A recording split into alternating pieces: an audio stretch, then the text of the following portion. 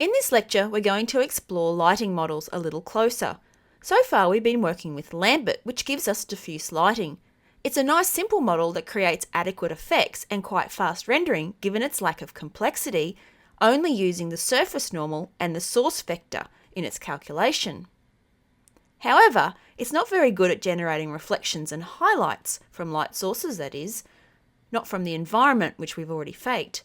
The lighting model that considers the viewer's location as well as how light reflects from a surface is called PhOng, named after its creator.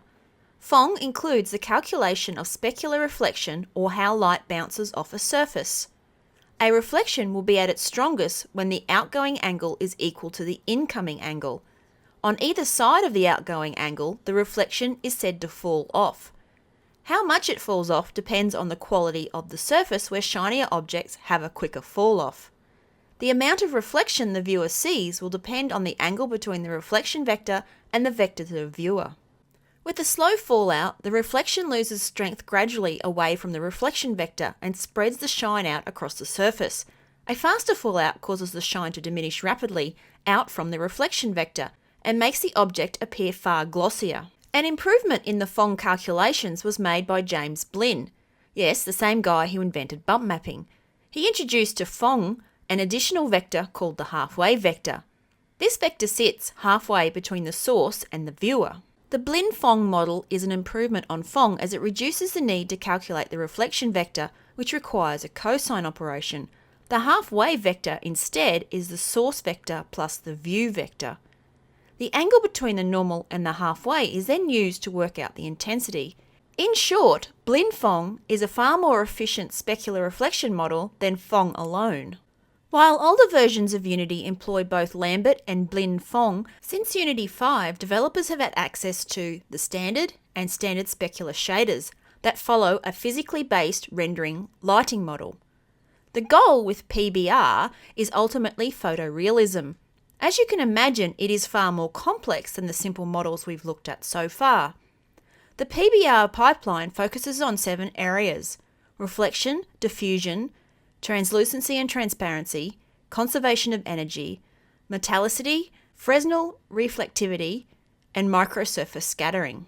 Reflection is accomplished by drawing rays from the viewer to the reflective surface and then calculating where it bounces off. This is a reverse calculation to lighting. Diffusion examines how colour and light are distributed across the surface by considering what light is absorbed and what is reflected, and how. Translucency and transparency examine how light can move through objects and render them fully or partly see-through. The conservation of energy is a concept that ensures objects never reflect more light than they receive. Unless an object is a perfect mirror finish, then it will absorb light depending on the surface. However, some light will always be reflected and available to light other objects. Metallicity considers the interaction of light on shiny surfaces and the highlights and colours that are reflected. Metals tend to be highly reflective with very little in the way of diffuse light. Fresnel reflectivity examines how reflections on a curved surface become stronger towards the edges. In this image you can see 2 types of reflection, the first based on normals that reflects the environment as it is, and the second on Fresnel. The Fresnel reflection is how real-world reflection works on a curved surface, with the reflections being much stronger on the edges and fading towards the centre. This effect, of course, will vary as the different surface types change. However, you'll never get the perfect straight line of the horizon in a curved surface as you do with the normal reflection. And lastly, we have microsurface scattering. This is not unlike bump mapping and suggests that most surfaces are going to contain grooves or cracks that will refract the light at different angles other than those dictated by a regular surface. On the subject of lighting, we should mention the difference between per vertex and per pixel lighting, which we mentioned while looking at the illumination models. Vertex lit is basically Gouraud shading in reverse, where the incoming light is calculated at each vertex and then averaged across the surface.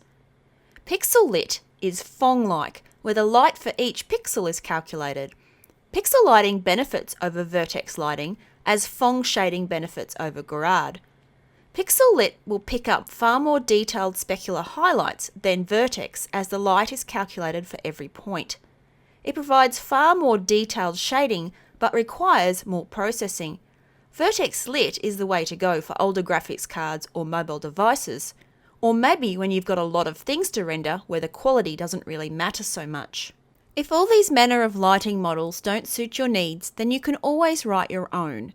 In this section, we will examine the use of the standard and standard specular lights with our own shader code, as well as delve into writing our very own lighting models.